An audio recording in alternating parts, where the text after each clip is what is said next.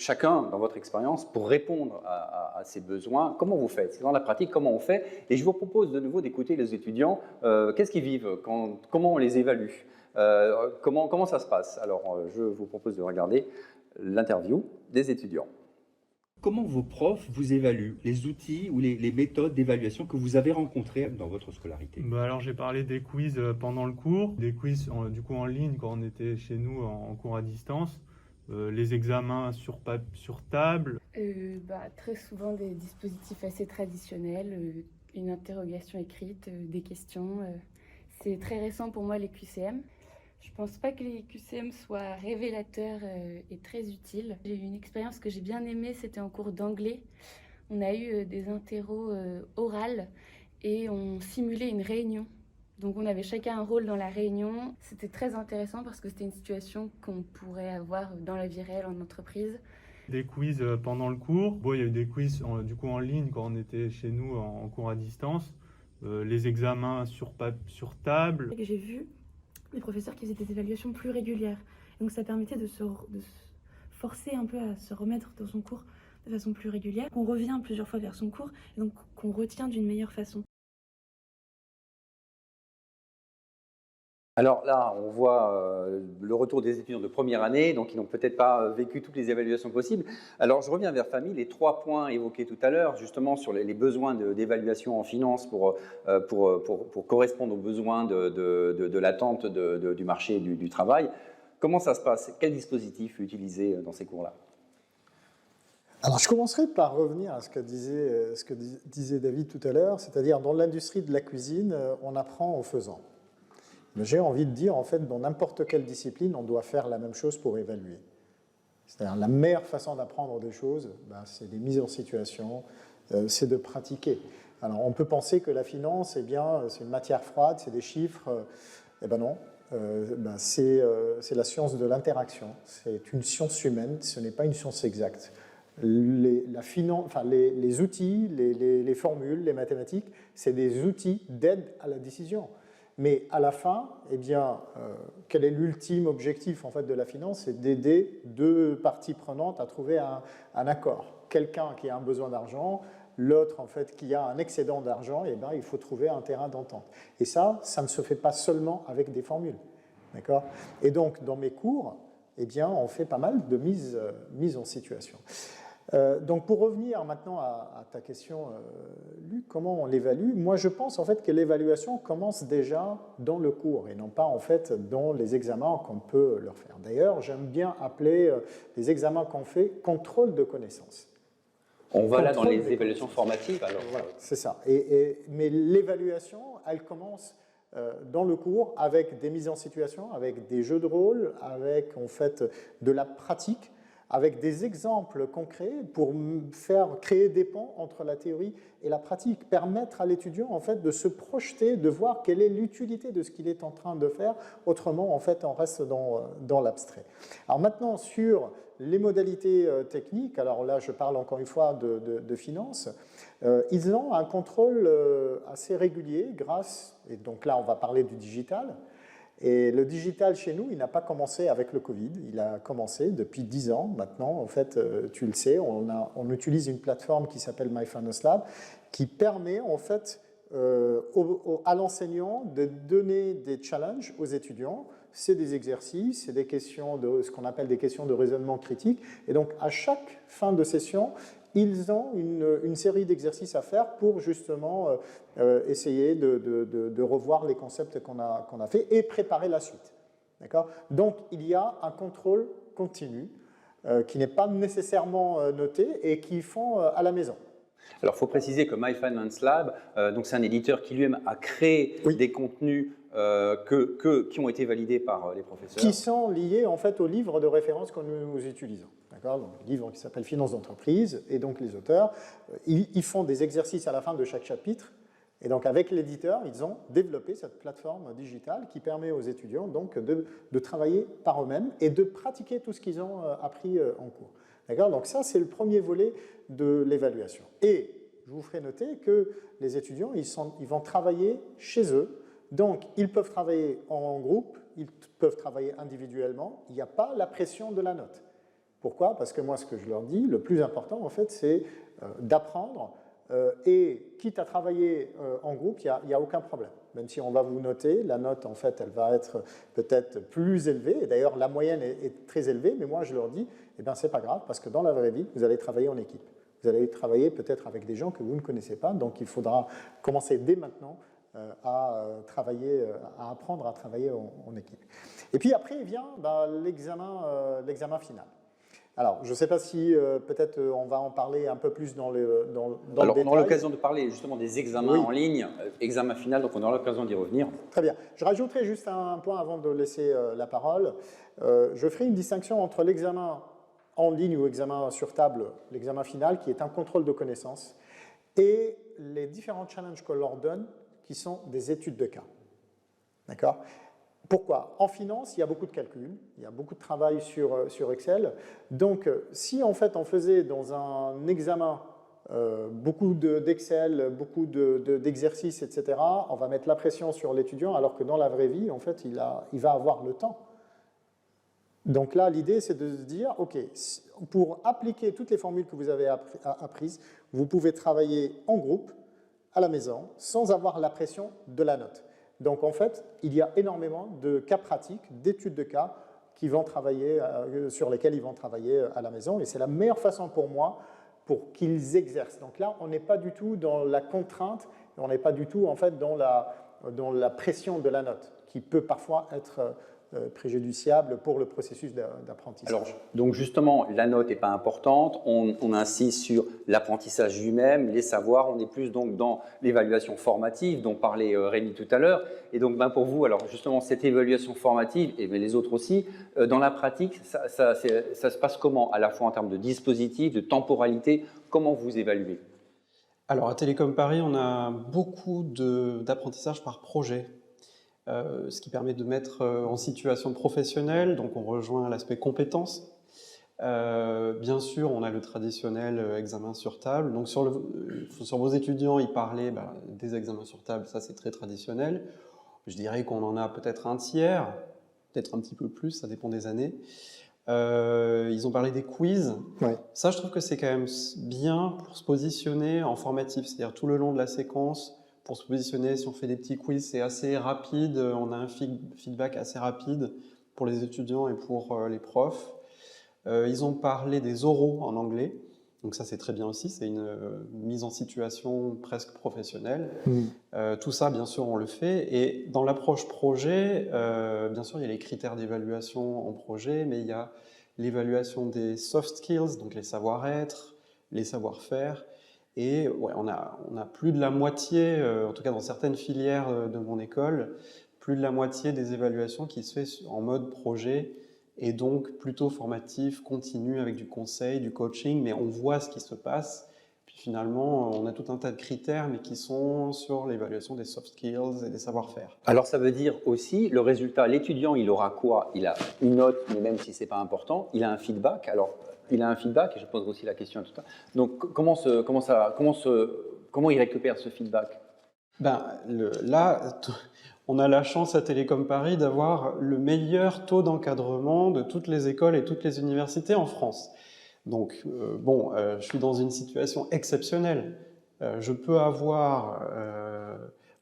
il me semble qu'on est à peu près à un prof pour 3 étudiants. Ah ouais. Voilà, donc effectivement, on peut avoir une évaluation très personnalisée, un conseil individualisé pour chaque étudiant, et ça, c'est des conditions exceptionnelles, je l'avoue. Après, je me suis aussi intéressé au MOOC, on pourra peut-être en parler, mais c'est les cours en ligne ouverts au grand public, massifs. Alors là, c'est une catégorie totalement autre. On est obligé de faire de l'automatisation, parce qu'on ne peut pas corriger des milliers de copies. Je pourrais peut-être en parler, mais sur comment on fait, évidemment, là, on va être obligé d'avoir des méthodes automatiques. Les MOOC de chez vous, c'est-à-dire c'est des MOOC que vous-même, vous avez mis en place, ou des MOOC qui sont utilisés par d'autres universités. Donc, c'est vraiment tout conçu nous-mêmes et même développé, y compris les outils qui font l'évaluation automatique à très large échelle sur des milliers d'étudiants. Bon, mais je pense que aussi tout est question d'échelle, justement. Et je parlais de ce taux d'encadrement, mais le meilleur, c'est d'avoir un très bon taux d'encadrement et d'avoir une évaluation individualisée d'humain à humain, avec des conseils, du coaching personnalisé. Voilà, ça c'est le mieux qu'on puisse espérer de n'importe quelle formation en fait. Alors le mieux, c'est peut-être même le rêve pour certaines écoles. À Ferrandi, puisque là, vous étiez très proche justement par les métiers de l'étudiant, puisque là, c'est un métier de contact. Comment vous évaluez? Avec quel type de dispositif? Je rejoins Rémi sur l'idée qu'effectivement, on travaille beaucoup en mode projet. On travaille aussi beaucoup en mise en situation professionnelle, puisque nous, on reçoit, donc, bien évidemment, comme je vous l'ai dit tout à l'heure, des clients on a 2 restaurants qui sont ouverts aux clients extérieurs. Pour les métiers, notamment d'hospitality, on travaille donc en mode projet avec notamment sur la création d'une entreprise, de l'idée à la réalisation d'une entreprise. Il y a des business games qui sont organisés. On fait donc ces projets sont bien encadrés par les enseignants, puisque on a souvent, alors je dirais pas comme à Télécom Paris, mais on est à 1 pour 10 peut-être. On a 3 enseignants qui vont organiser ce genre de type de projet et qui vont accompagner les étudiants pendant souvent 2 ou 3 mois. Et donc à la fin, ils vont présenter leur projet d'entreprise, leur idée d'hôtel innovant ou leur idée de concept de restauration, et c'est ensuite évalué. Donc effectivement, nous, c'est surtout très mise en situation professionnelle ou en pédagogie de projet, sachant qu'effectivement, les QCM sont aussi là. On ne va pas, notamment nous on travaille avec Blackboard, qui est notre plateforme de formation à distance. Les QCM se sont beaucoup développés, notamment avec le Covid, puisque ça nous a imposé de beaucoup plus utiliser cette plateforme et donc du coup de faire des évaluations en ligne. Et donc du coup, effectivement, il y a beaucoup de QCM qui ont été développés dans ce cadre. Alors, vous parliez là on est dans les projets, études de cas. Je sais qu'il y a une façon aussi d'évaluer en cours. Donc, ce n'est pas une évaluation de travail d'un individu, mais c'est là l'ensemble dans l'amphi. Qu'est-ce que vous pensez de cette question? C'est quoi le niveau de l'amphi instantanément?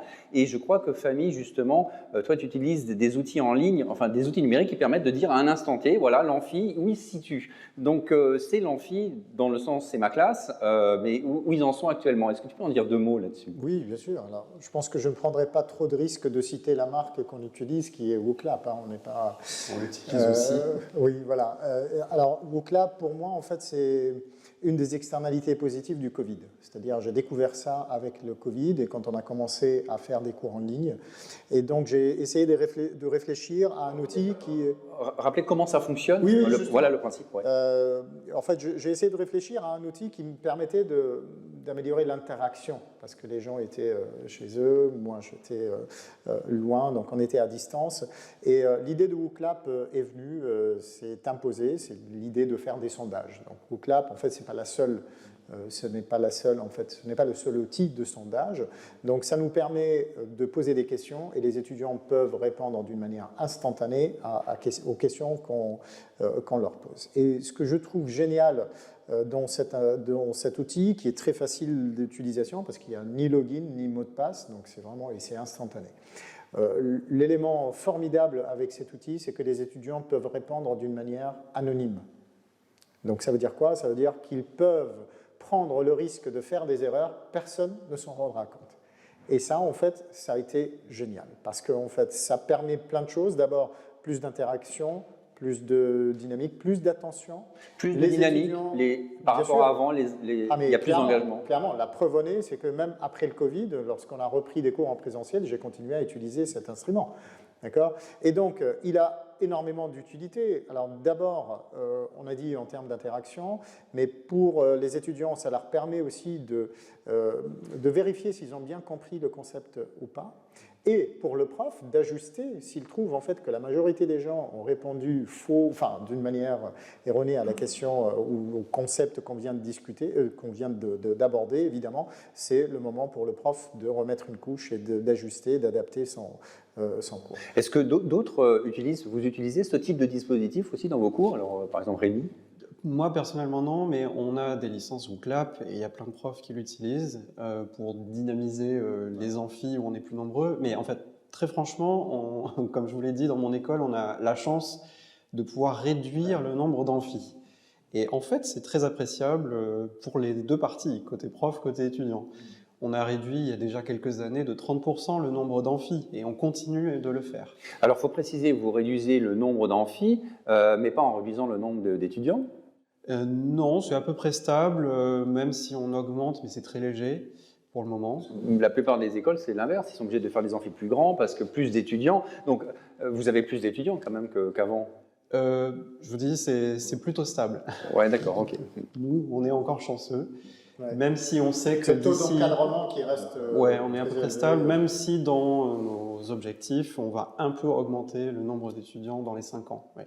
Et des dispositifs comme WooClap ou de type, vous en utilisez aussi? Oui, on a bien évidemment des licences WooClap, notamment pour nos profs de bachelor qui étaient en demande, et notamment après, juste après le premier confinement en 2020, là où ils ont bien senti. Alors nous, comme à l'atelier numérique, on connaissait la solution, qu'elle nous avait effectivement déjà démarché, donc on trouvait que la solution pouvait correspondre et on leur a pris des licences. On a aussi bien évidemment des profs qui utilisent d'autres solutions. En tout cas, l'idée c'est de rendre plus interactif le cours. Alors à la fois en ligne et en présentiel, c'est-à-dire en présentiel, alors c'est utilisé WooClap, ouais, en fait, c'est comme Fanny l'évoquait tout à l'heure, c'est les profs qui ont utilisé WooClap pendant le distanciel, pendant les 2 dernières années là. Ils l'utilisent maintenant en présentiel, ils ont du mal à faire machine arrière. C'est devenu un outil qui leur permet de sonder, même en présentiel, parce qu'il évoquait, Fanny, l'idée que c'est anonyme, donc c'est quand même pratique. Les étudiants ont leur smartphone ou alors leur ordinateur.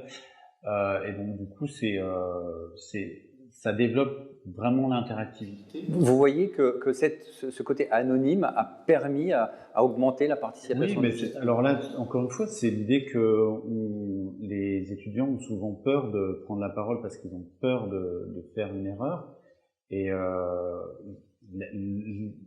l'idée que l'erreur est positive est très difficile à intégrer. Et ça, c'est dans notre système scolaire français. Je pense que l'erreur, on la stigmatise dès le plus jeune âge. Donc là, l'anonymat lève un certain nombre de freins.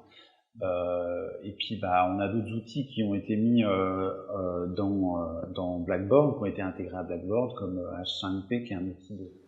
Vous pouvez rappeler ce qu'il fait? Alors, c'est un outil de création de vidéos interactives. Donc, en fait, ça permet... Le format vidéo, c'est énormément développé. Nous, on a un studio à l'école, donc on a aussi beaucoup tourné pendant cette période de Covid, des recettes. On a tourné beaucoup de recettes, donc des recettes de cuisine, des recettes de cuisine, des cours de techniques culinaires, des techniques pâtisserie, etc. En boulangerie également. Et donc toutes ces ressources vidéo, elles ont été implémentées dans Blackboard et les profs peuvent, au lieu de faire un QCM, ce que permet Blackboard bien évidemment avec la fonctionnalité de Blackboard, on peut carrément intégrer dans la vidéo les questions. Et donc du coup la vidéo s'arrête, elle pose la question et l'étudiant répond. Ce qui permet d'avoir un format vidéo encore plus interactif.